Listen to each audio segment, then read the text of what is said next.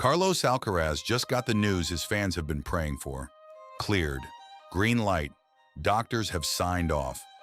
After nearly 4 months on the sidelines, after missing Roland Garros, after missing Wimbledon, after watching his own title defense clock tick down from the sofa, the wrist is finally, officially healed.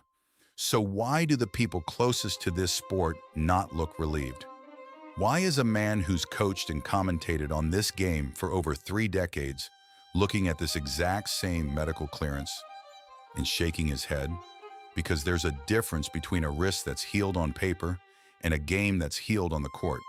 And in the next 12 minutes, we're going to break down exactly why the gap between those two things might be the story of the entire US Open.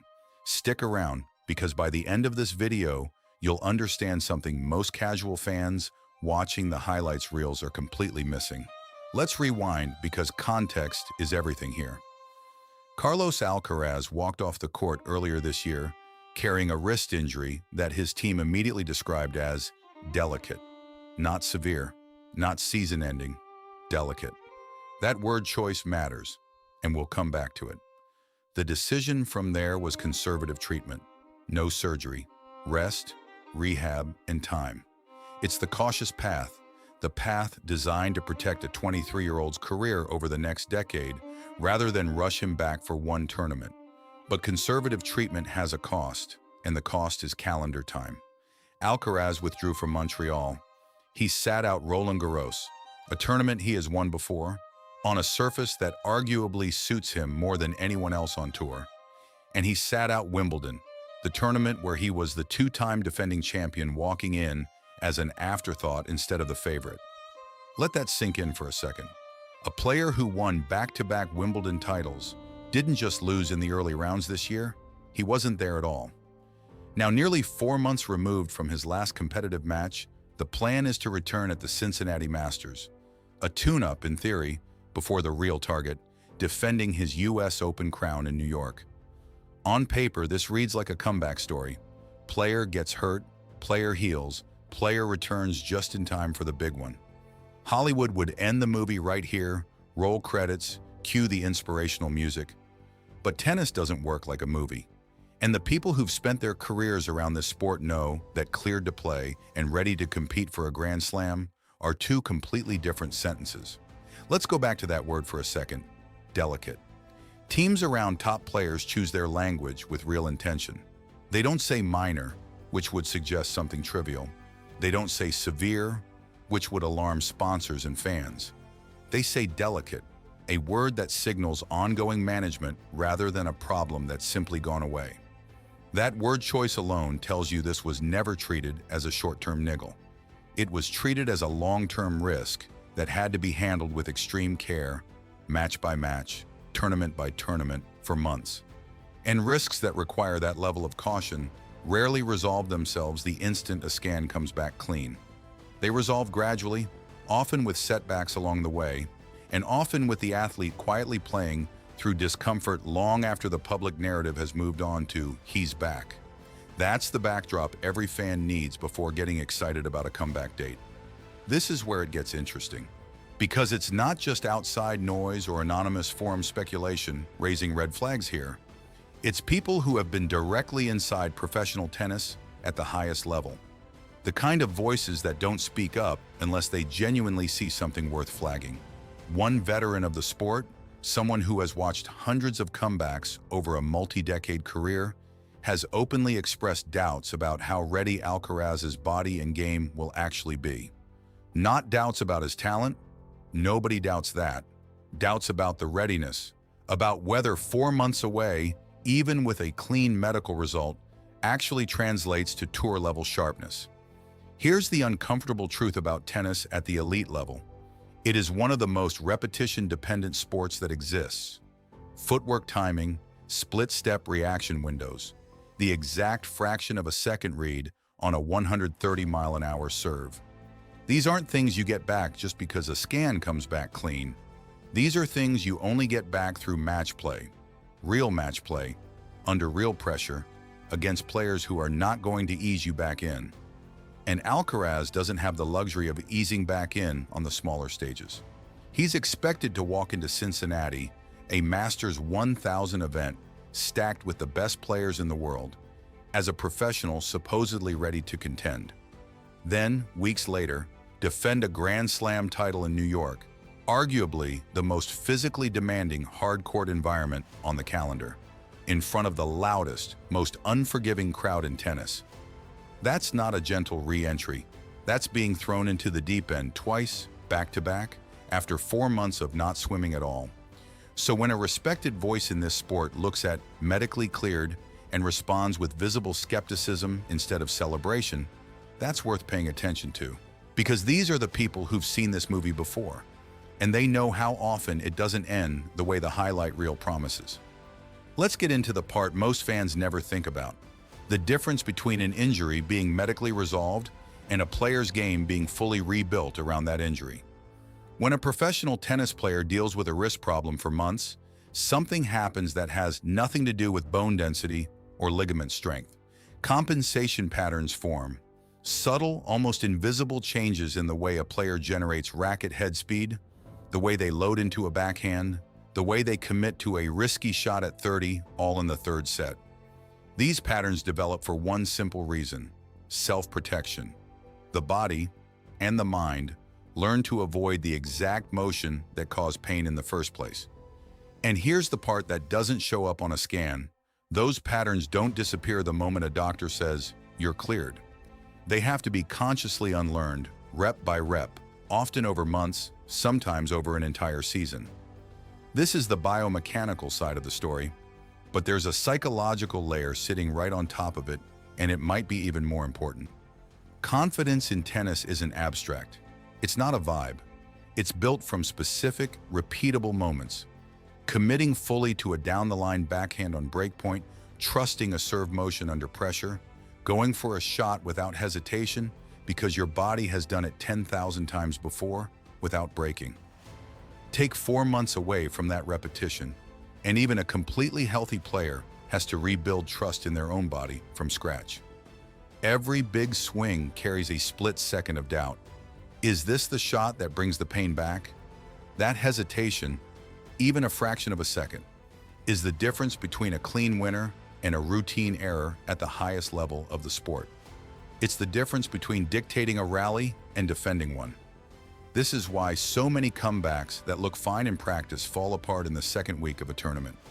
Practice courts don't have crowd noise, ranking points, or a rival sensing blood in the water. Competitive tennis does, and that pressure is exactly what exposes any gap between healed and match-ready faster than anything else could. So when people ask, is Alcaraz healed? They're asking the wrong question entirely. The real question is, has the 4-month gap been closed, physically and mentally, in time for the 2 toughest hard-court stretches of his season? And based on what insiders are signaling, the honest answer right now looks like, not yet, and maybe not by September either. Now let's talk about what's actually at stake, because defending a US Open title sounds simple until you look at the size of the mountain in front of him. Alcaraz isn't just walking back into a tournament, he's walking back into the deepest, most physically brutal era men's tennis has arguably ever seen. The rest of the tour hasn't been standing still for 4 months waiting for him. Every top rival has been logging match after match, building rhythm, building confidence, sharpening exactly the kind of instincts that Alcaraz now has to rebuild from a standing start. And a hard-court Masters 1000 followed by a hard-court Grand Slam is about as unforgiving a re-entry point as the calendar could offer. Clay is forgiving on the joints. Grass rewards flat, efficient strikes. Hard courts punish everything: the extra split second of hesitation, the extra fraction of load on that wrist, the extra rally that goes 1 shot longer than it should because the killer instinct isn't fully back yet. There's also a scheduling reality that can't be ignored. Best of 5 matches at a Grand Slam are an entirely different physical demand than best of 3 at a Masters event. If Cincinnati goes well but exposes even a small crack, a missed backhand under pressure, a visible flinch on a wide forehand, a shortened practice session, that's exactly the kind of signal that either builds or completely erodes confidence heading into New York. This is precisely why the reaction from experienced voices in the sport isn't pessimism for the sake of drama. It's pattern recognition. They've watched other players return from long layoffs with clean medical bills of health, only to lose in the second or third round because the body was ready before the game was. None of this means Alcaraz can't do it. He's one of the most gifted players of this generation, and gifted players have a way of compressing timelines that seem impossible on paper. But possible and likely are different words. And right now, the honest read on this situation sits somewhere between cautious optimism and real concern. And it's not just about Alcaraz's own readiness in isolation. It's about readiness relative to the field he has to beat. The current era of men's tennis is defined by a small handful of players who have spent this entire season accumulating exactly what Alcaraz has been missing: competitive matches, tour-level pressure reps, and the kind of week-to-week sharpening that simply cannot be replicated in practice sessions, no matter how intense. That gap doesn't close overnight. It closes match by match, and Alcaraz is starting from a significant deficit compared to rivals who never stop playing. This is the part that rarely gets said out loud in the celebratory headlines. It's not enough for Alcaraz to get back to his own best level. He has to do it faster than the rest of the tour is currently improving. That's a much harder task than a medical clearance implies. If this feels like a new or unusual situation, it isn't. Tennis history is full of exactly this scenario: a talented player, a long injury layoff, a medical clearance, and a return that either becomes legendary or becomes a cautionary tale. The pattern tends to split two ways. On one side, you have the players who use the layoff as a reset. They come back lighter, hungrier, playing with a freedom that almost looks like relief, as if the pressure of expectation had been quietly lifted during the time away. When this version shows up, it can look spectacular, almost effortless, and commentators love to call it the best version of a player they've ever seen. On the other side, you have the far more common outcome: a player who is technically healthy but rhythmically lost, movement half a step slow, decision-making a fraction late, results in the third round instead of the final. Not because the talent disappeared, but because 4 months of match rhythm doesn't rebuild itself in 2 or 3 tournaments, no matter how much natural ability a player has. The uncomfortable statistic that doesn't get talked about enough: the second scenario happens far more often than the first. Long layoffs are rhythm killers before they're anything else, and rhythm, not raw talent, is usually what separates a first-round exit from a deep tournament run. This is exactly why the timing of Alcaraz's return matters so much. Cincinnati isn't just a tune-up. It's the only real data point anyone will have before New York. If he looks sharp there, dictating rallies, moving with confidence, committing fully to his backhand under pressure, that's the reset and thrive version showing up early. If he looks tentative, error-prone, physically cautious even in low-pressure moments, that's the warning sign that the layoff cost more than anyone wants to admit. Either way, one truth remains constant: a green light from a medical team has never once been a guarantee of tournament readiness. It never has been for any player in the history of this sport. It's simply permission to try. There's one more layer worth adding here, and it's about how comebacks are covered versus how they actually unfold. The narrative machine around top-tier sport loves a clean story: injured, healed, triumphant. It photographs well, it headlines well, and it's easy to sell to casual fans scrolling for good news. But the athletes themselves, and the people who've worked closely with them, almost never describe it that way privately. They describe it as a process: uneven, non-linear, full of small setbacks that don't make headlines. A great practice session followed by a stiff morning. A strong first-round win followed by a match where the same shot that used to be automatic suddenly needs a half-second of extra thought. None of that is a crisis. It's simply what real recovery looks like away from the highlight reel. The danger is when fans, media, and even players themselves start believing the clean version of the story instead of the real one. Because that's exactly when expectations get set too high, too fast, and a perfectly normal bump in the road starts getting treated like a disaster. So instead of just waiting to find out, here are the 3 specific things worth watching for once Alcaraz actually steps on court in Cincinnati. because these are the tells that experienced eyes will be looking for immediately. First, how he handles his backhand under pressure. Not in a routine rally, but on break points, on big second serves, in moments where hesitation costs the point. Does he commit fully, or does he shorten the swing, play it safe, bail into a slice when a normal version of him would go for the shoulder-high winner? That single shot selection tells you almost everything about whether the confidence has actually returned. Second, his movement on the recovery step after a wide ball. This is the least talked about but most telling physical sign. Players protecting an old injury often show it not in the shot itself, but in the split second after. A slightly delayed push-off, a guarded first step, a subtle flinch that television commentary rarely catches, but coaches always do. Third, how he responds after losing a tight set. A player who's truly back mentally digs in and raises his level.